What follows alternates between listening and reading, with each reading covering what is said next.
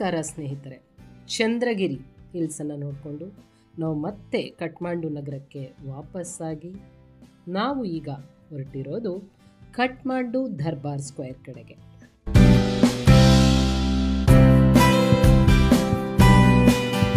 ಕಠ್ಮಂಡು ದರ್ಬಾರ್ square Kathmandu ಸಿಟಿಯ ತಮೇಲ್ ಏರಿಯಾದಲ್ಲಿದೆ. ನೀವೇನಾದರೂ ನೇಪಾಳಕ್ಕೆ ಬಂದಾಗ ತಮೇಲ್ ಏರಿಯಾದಲ್ಲಿರುವಂತಹ ಹೋಟೆಲಲ್ಲಿ ರೂಮನ್ನು ಬುಕ್ ಮಾಡಿಕೊಂಡ್ರೆ ಬೈ ವಾಕ್ ಕಠ್ಮಂಡು ದರ್ಬಾರ್ ಸ್ಕ್ವೇರನ್ನು ತಲುಪಬಹುದು. ಕಠ್ಮಂಡು ದರ್ಬಾರ್ ಸ್ಕ್ವೇರ್ ಪಶುಪತಿನಾಥ ದೇವಾಲಯದಿಂದ 6.5 ಕಿಲೋಮೀಟರ್ ದೂರದಲ್ಲಿದೆ. ಇಲ್ಲಿವರೆಗೂ ಮಾತ್ರ ವೆಹಿಕಲ್ ಅಲೌಡ್ ಇದೆ. ಇಲ್ಲಿಂದ ಕಠ್ಮಂಡು ದರ್ಬಾರ್ ಸ್ಕ್ವೇರ್ವರೆಗೂ ಸುಮಾರು 500 ಮೀಟರಷ್ಟು ದೂರವನ್ನು ನಡ್ಕೊಂಡೇ ಹೋಗಬೇಕು. ನೋಡಿ, ಇದೇ ಕಠ್ಮಂಡು ದರ್ಬಾರ್ ಸ್ಕ್ವೇರ್. ಆ ಕಡೆ ಈ ಕಡೆ ಕುಳಿತಿರುವಂತಹ 2 ಸಿಂಹಗಳು ನಮ್ಮನ್ನು ಕಠ್ಮಂಡು ದರ್ಬಾರ್ ಸ್ಕ್ವೇರ್ಗೆ ಸ್ವಾಗತಿಸುತ್ತಿವೆಯೇನೋ ಅನ್ನುವಂತೆ ಕುಳಿತಿದೆ. ಸಿಂಹದ್ವಾರದಿಂದ ನಾವು ಕಠ್ಮಂಡು ದರ್ಬಾರ್ ಸ್ಕ್ವೇರನ್ನು ಪ್ರವೇಶ ಮಾಡ್ತಾ ಇದ್ದೀವಿ.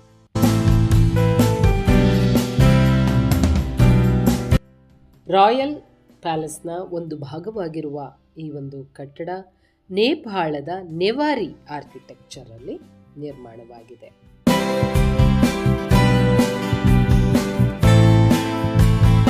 ಕಠ್ಮಂಡು ದರ್ಬಾರ್ ಸ್ಕ್ವೇರ್ಗೆ ಎಂಟ್ರಿ ಟಿಕೆಟನ್ನು ತಗೋಬೇಕು. ಒಂದು ಟಿಕೆಟ್ನ ಬೆಲೆ ನೇಪಾಳಿ ಕರೆನ್ಸಿ ಆದರೆ 500, ಇಂಡಿಯನ್ ಕರೆನ್ಸಿ ಆದರೆ 315 ರುಪೀಸ್.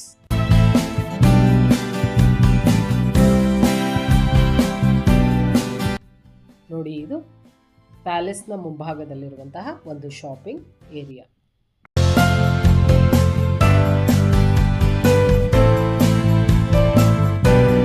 ನಾವು ಮೊದಲಿಗೆ ರಾಜಭವನವನ್ನು ಎಂಟ್ರಿ ಆದ್ವಿ. ಈ ಬಿಳಿಯ ಒಂದು ಕಟ್ಟಡ ಏನಿದೆ, ಇದು ಯುರೋಪಿಯನ್ ಶೈಲಿಯಲ್ಲಿ ನಿರ್ಮಾಣವಾಗಿದೆ. ನೆವಾರಿ ಆರ್ಕಿಟೆಕ್ಚರ್ಗೆ ತದ್ವಿರುದ್ಧವಾದ ನಿರ್ಮಾಣ. ಇದನ್ನು ಹೊಸದಾಗಿ ನಿರ್ಮಾಣ ಮಾಡಲಾಗಿದೆ.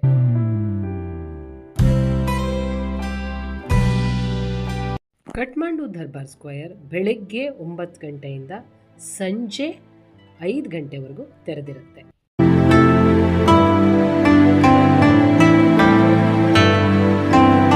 ನೋಡಿ, ಇಲ್ಲೊಂದು ಪ್ರೊಸೆಷನ್ ಹೋಗ್ತಾ ಇದೆಯಲ್ಲ, ಇದು ಕುಮಾರಿ ಘರ್ ಓಪನ್ ಮಾಡೋದಕ್ಕೆ ಹೋಗ್ತಾ ಇರುವಂತಹ ಒಂದು ಪ್ರೊಸೆಷನ್.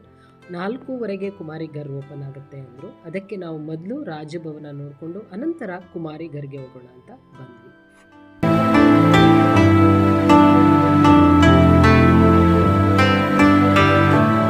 ಈ ರಾಜಭವನವನ್ನು ಈಗ ಒಂದು ಮ್ಯೂಸಿಯಂ ಮಾಡಲಾಗಿದೆ. ಇದರ ಒಳಭಾಗದಲ್ಲಿ ಈ ಒಂದು ಪ್ರದೇಶವನ್ನು ಆಳಿದ ರಾಜರ ಜೀವನ ಚಿತ್ರಣವನ್ನು ನೋಡಬಹುದು.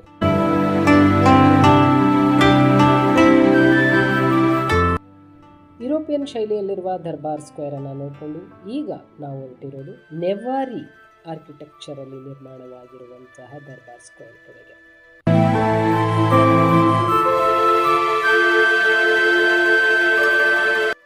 ಕಠ್ಮಂಡು ದರ್ಬಾರ್ ಸ್ಕ್ವೇರ್ ಸಂಕೀರ್ಣದಲ್ಲಿ ಮುಖ್ಯವಾದ ಆಕರ್ಷಣೀಯವಾದ ಕಟ್ಟಡ ಅಂದರೆ ಅದು ಕುಮಾರಿ ಘರ್.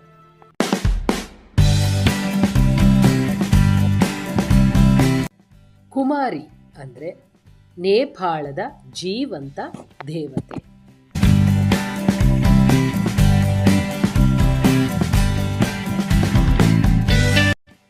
ಕುಮಾರಿ ಘರ್ ರಾಜಭವನದ ಆಪೋಸಿಟ್ ಅಲ್ಲೇ ಇದೆ. ಆದರೆ ಅದು ಸಂಜೆ 4:00ವರೆಗೆ ಓಪನ್ ಆಗುತ್ತೆ ಅಂದರು. ನಾವು ಬಂದಾಗ ಓಪನ್ ಆಗಿರಲಿಲ್ಲ. ಮತ್ತು ಆ ಒಂದು ಕಟ್ಟಡದ ವಿಶೇಷತೆ ಏನು, ಆ ಕುಮಾರಿ ಯಾರು, ಆ ಕುಮಾರಿಯ ಹಿಂದಿರುವ ಕತೆ ಏನು ಅನ್ನೋದನ್ನು ಮುಂದಕ್ಕೆ ತಿಳಿದುಕೊಳ್ಳೋಣ.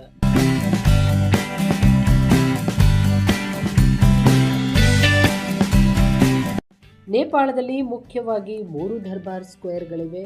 ಅಂದರೆ 3 ರಾಜ್ಯಗಳು: ಪಠಾಣ್ ದರ್ಬಾರ್ ಸ್ಕ್ವೇರ್, ಬಸಂತಪುರ್ ದರ್ಬಾರ್ ಸ್ಕ್ವೇರ್, ಭಕ್ತಾಪುರ್ ದರ್ಬಾರ್ ಸ್ಕ್ವೇರ್.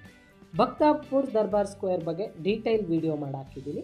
ಭಕ್ತಾಪುರ್ ಬಗ್ಗೆ ತಿಳ್ಕೋಬೇಕು ಅಂದರೆ ಆ ವಿಡಿಯೋವನ್ನು ನೋಡಿ.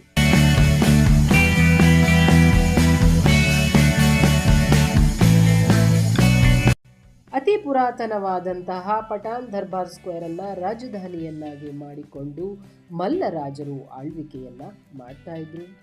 ನಂತರದಲ್ಲಿ ಅಣ್ಣ ತಮ್ಮಂದಿರ ಮಕ್ಕಳು ಡಿವೈಡ್ ಆಗಿ ಈ 3 ದರ್ಬಾರ್ ಸ್ಕ್ವೇರ್ಗಳು ಹುಟ್ಟಿಕೊಂಡವು.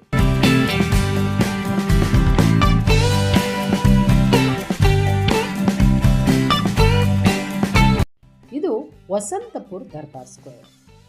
ಕಠ್ಮಾಂಡುವಿನಲ್ಲಿ ಇರೋದ್ರಿಂದ ಇದನ್ನು ಈಗ ಕಠ್ಮಂಡು ದರ್ಬಾರ್ ಸ್ಕ್ವೇರ್ ಅಂತ ಕರೆಯಲಾಗುತ್ತೆ.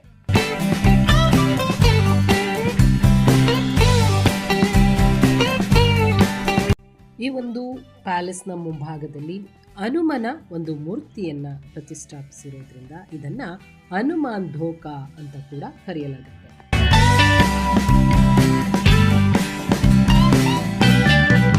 ನೇಪಾಳದಲ್ಲಾದಂತಹ ಭೂಕಂಪದಿಂದ ಈ ಒಂದು ಸ್ಥಳದಲ್ಲಿ ಇದ್ದಂತಹ ಹಲವಾರು ಕಟ್ಟಡಗಳು ಅಳಿದು ಹೋಗ್ತವೆ. ಅನಂತರದ ಕಾಲದಲ್ಲಿ ಹಲವು ದೇಶಗಳ ಸಹಾಯದಿಂದ ಈಗಿರುವ ಕಟ್ಟಡಗಳನ್ನು ಪುನರ್ ನಿರ್ಮಾಣ ಮಾಡಿದ್ದಾರಂತೆ.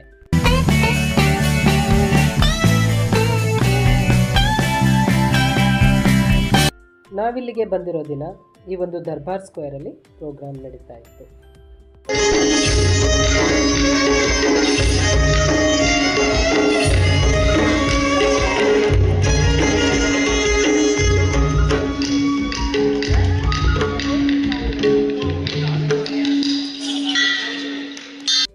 ನಾವು ಕೂಡ ಬೆಳಗ್ಗೆಯಿಂದ ತುಂಬ ಓಡಾಡಿ ಟಯರ್ಡ್ ಅನ್ನಿಸ್ತಾ ಇತ್ತು. ಇಲ್ಲೇ ಸ್ವಲ್ಪ ಹೊತ್ತು ಕುಳಿತು ಈ ಪ್ರೋಗ್ರಾಮನ್ನು ನೋಡಿ ಅನಂತರ ರಾಜಭವನದ ಒಳಗಡೆ ಹೋದ್ವಿ.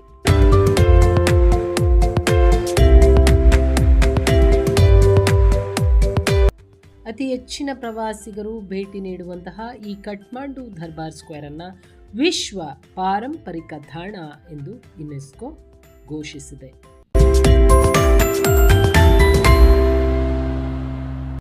ನೋಡಿ, ಯುರೋಪಿಯನ್ ಶೈಲಿಯಲ್ಲಿ ನಿರ್ಮಾಣವಾಗಿರುವ ಪ್ಯಾಲೇಸ್ನ ಒಂದು ಭಾಗ, ನೇಪಾಳದ ನೆವಾರಿ ಆರ್ಕಿಟೆಕ್ಚರ್ನಲ್ಲಿ ನಿರ್ಮಾಣವಾಗಿರುವ ಪ್ಯಾಲೇಸ್ನ ಮತ್ತೊಂದು ಭಾಗ.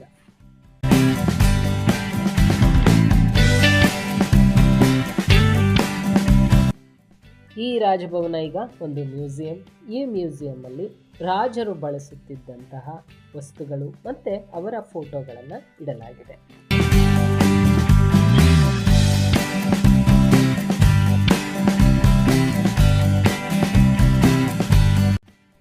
ಈ ಒಂದು ರಾಜಭವನದ ಒಳಭಾಗ ಮರದಿಂದ ನಿರ್ಮಾಣವಾಗಿದ್ದು ನೋಡೋದಕ್ಕೆ ಎಷ್ಟು ಚೆನ್ನಾಗಿ ಕಾಣಿಸ್ತಾ ಇದೆ.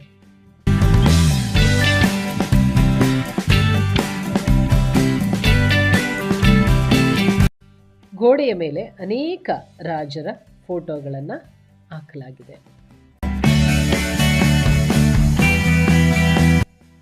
ಪ್ಯಾಲೇಸ್ನ ಈ ಒಂದು ಭಾಗವನ್ನು ನೋಡಿಕೊಂಡು ಹೀಗೆ ಒಳಗಡೆ ಹೋದರೆ ಈ ಒಂದು ಪ್ಯಾಲೇಸ್ನ ಮತ್ತೊಂದು ಭಾಗವನ್ನು ತಲುಪಬಹುದು.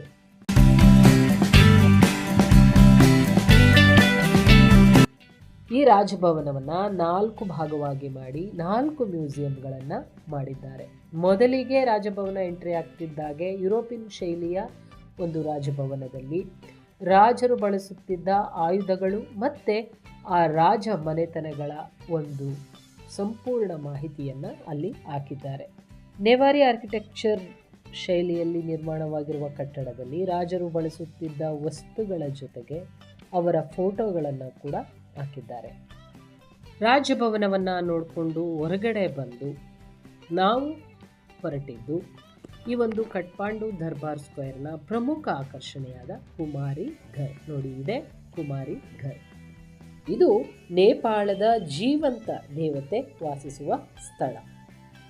ಈ ಕಟ್ಟಡದ ಪ್ರಮುಖ ವಿಶೇಷತೆ, ನೇಪಾಳದಲ್ಲಿ ಭೂಕಂಪವಾದಾಗ ಈ ಕಠ್ಮಂಡು ದರ್ಬಾರ್ ಸ್ಕ್ವೇರಲ್ಲಿರುವ ಎಲ್ಲ ಕಟ್ಟಡಗಳು ಹಾನಿಗೊಳಗಾದರೆ ಈ ಒಂದು ಕಟ್ಟಡಕ್ಕೆ ಮಾತ್ರ ಕಿಂಚಿತ್ತು ಹಾನಿಯಾಗಲಿಲ್ಲವಂತೆ.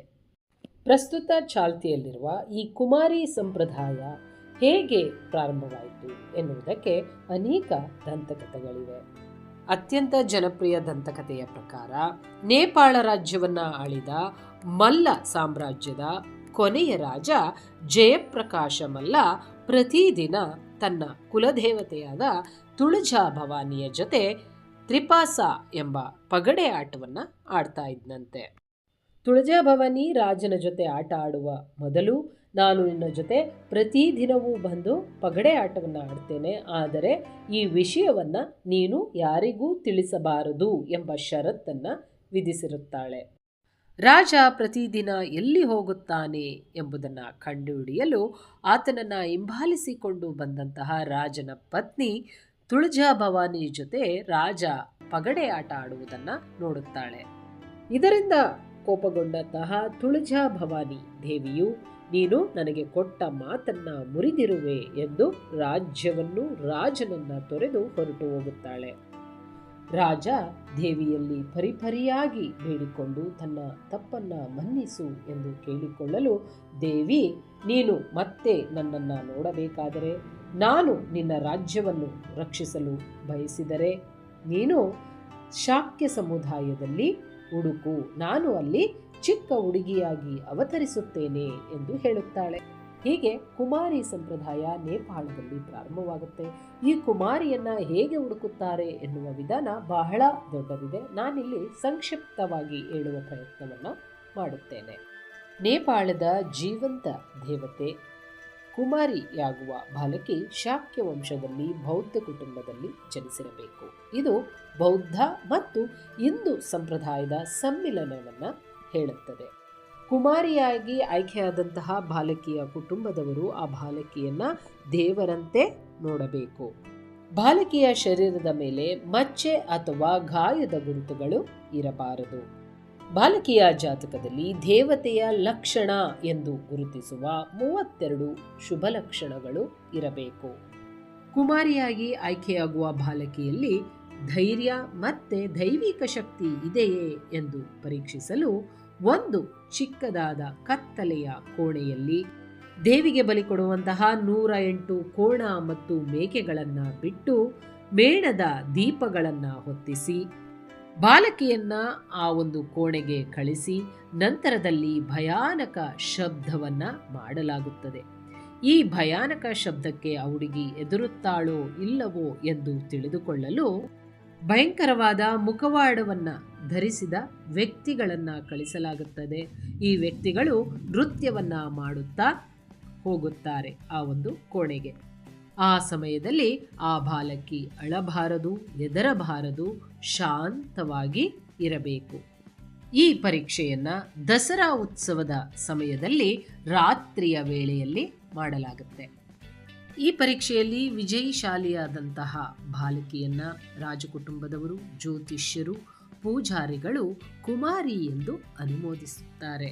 ಅಂದಿನಿಂದ ಆ ಬಾಲಕಿಯನ್ನ ಈ ಕುಮಾರಿಗರ್ನಲ್ಲಿ ಇರಿಸಲಾಗುತ್ತದೆ. ಹಿಂದೆ ರಾಜ ಪ್ರತಿ ವರ್ಷವೂ ಕೂಡ ಕುಮಾರಿಯಿಂದ ಆಶೀರ್ವಾದವನ್ನು ಪಡೆಯುತ್ತಿದ್ದರಂತೆ.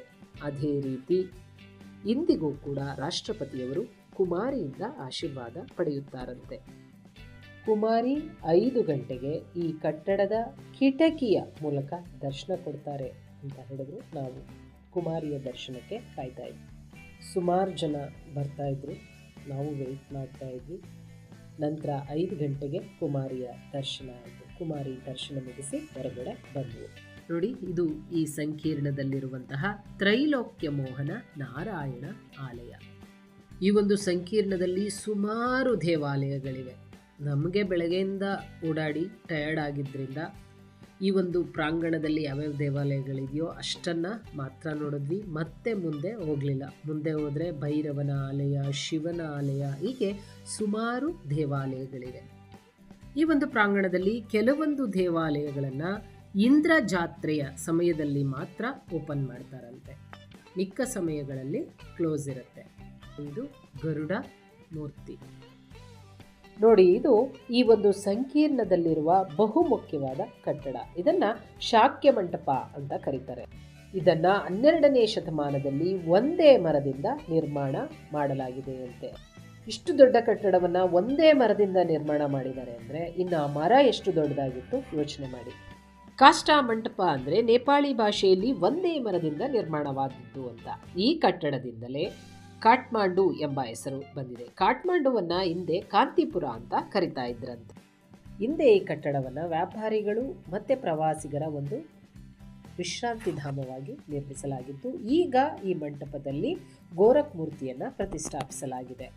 ನೋಡಿ, ಇಲ್ಲಿ ತುಂಬ ವಾಹನಗಳು ಓಡಾಡ್ತಾ ಇದೆ. ಇದ್ರ ಮಧ್ಯ ನುಕ್ಕೊಂಡೋಗಿ ನಾವು ಈ ಮಂಟಪಗಳನ್ನು, ಈ ದೇವಾಲಯಗಳನ್ನು ನೋಡಬೇಕು.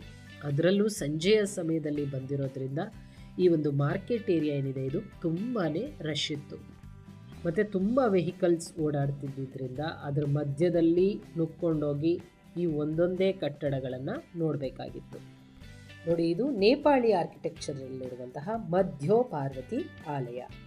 ಈ ಸಂಕೀರ್ಣದಲ್ಲಿ ಪುಟ್ಟದಾದ ಗಣಪತಿಯ ದೇವಾಲಯ ಕೂಡ ಇದೆ. ನಾವು ಇಲ್ಲಿವರೆಗೆ ಅಷ್ಟೇ ಬಂದ್ವಿ, ಆಮೇಲೆ ತುಂಬ ಟಯರ್ಡ್ ಆಗಿತ್ತು, ಮತ್ತೆ ನಾವು ವಾಪಸ್ ಹೊರಟ್ವಿ. ನೇಪಾಳದಲ್ಲಿ 3 ದರ್ಬಾರ್ ಸ್ಕ್ವೇರ್ಗಳಿವೆ. ಅದರಲ್ಲಿ ಎಲ್ಲ ನೋಡೋದಕ್ಕಾಗಿಲ್ಲ ಅಂದರೂ ಯಾವುದಾದ್ರೂ ಒಂದು ಸೆಲೆಕ್ಟ್ ಮಾಡ್ಕೋಬಹುದು. ನಮಗೆ ಭಕ್ತಾಪುರ್ ದರ್ಬಾರ್ ಸ್ಕ್ವೇರ್ ನೋಡಿದ್ಮೇಲೆ ಕಠ್ಮಂಡು ದರ್ಬಾರ್ ಸ್ಕ್ವೇರ್ ಬಂದ್ವಿ. ಇದೇನು ಫುಲ್ ನೋಡಬೇಕು ಅನಿಸಿಲ್ಲ, ಅದರಿಂದ ಸ್ವಲ್ಪ ನೋಡ್ಕೊಂಡು ಹೋಗ್ತಾ ಇದ್ದೀವಿ. ನೀವೇನಾದರೂ ನೇಪಾಳಕ್ಕೆ ಬಂದಾಗ 3 ದರ್ಬಾರ್ ಸ್ಕ್ವೇರ್ಗಳನ್ನು ನೋಡಬೇಕು ಅಂದರೂ ನೋಡಿ, ಅಥವಾ ಯಾವುದಾದ್ರೂ ಒಂದು ದರ್ಬಾರ್ ಸ್ಕ್ವೇರನ್ನು ಆಯ್ಕೆ ಮಾಡಿಕೊಂಡು ಒಂದು ದರ್ಬಾರ್ ಸ್ಕ್ವೇರ್ ನೋಡಿದ್ರೆ ಸಾಕು. ನಾವು ಪಟಾಣ್ ದರ್ಬಾರ್ ಸ್ಕ್ವೇರ್ಗೆ ಹೋಗಲಿಲ್ಲ. ಕಠ್ಮಂಡು ದರ್ಬಾರ್ ಸ್ಕ್ವೇರ್ ಮತ್ತು ಭಕ್ತಾಪುರ್ ದರ್ಬಾರ್ ಸ್ಕ್ವೇರ್ ಎರಡೂ ಪ್ಲೇಸ್ಗೂ ಕೂಡ ವಿಸಿಟ್ ಮಾಡಿದ್ವಿ. ನಾವು ಶಾಪಿಂಗ್ ಏರಿಯಾದಲ್ಲೇ ವಾಪಸ್ ಹೋಗಬೇಕಾಗಿತ್ತು. ಆದ್ದರಿಂದ ನಮ್ಗೆ ಏನು ಬೇಕೋ ಆ ವಸ್ತುಗಳನ್ನು ತಗೊಂಡು ಹಾಗೆ ಮುಂದೆ ಹೋಗೋಣ ಅಂತ ಶಾಪಿಂಗ್ ಏರಿಯಾಗೆ ಬಂದ್ವಿ. ಕಠ್ಮಂಡುವಿನ 3 ದಿನದ ಪ್ರವಾಸದಲ್ಲಿ ಕಠ್ಮಂಡು ದರ್ಬಾರ್ ಸ್ಕ್ವೇರ್ ಕೊನೆಯ ಭೇಟಿ. ಇಂದಿಗೆ ಕಠ್ಮಂಡುವಿನ ಪ್ರವಾಸ ಮುಕ್ತಾಯ ಆಗುತ್ತೆ. ನಾಳೆ ಬೆಳಗ್ಗೆ ಎದ್ದು ನಾವು ಪೋಖ್ರಾ ಕಡೆ ಹೊರಡಬೇಕು. ಮುಂದಿನ ವಿಡಿಯೋದಲ್ಲಿ ಪೋಖ್ರಾ ಪ್ರವಾಸಿ ತಾಣಗಳನ್ನು ಭೇಟಿ ಮಾಡೋಣ. ಅಲ್ಲಿಯವರೆಗೂ ಬಾಯ್.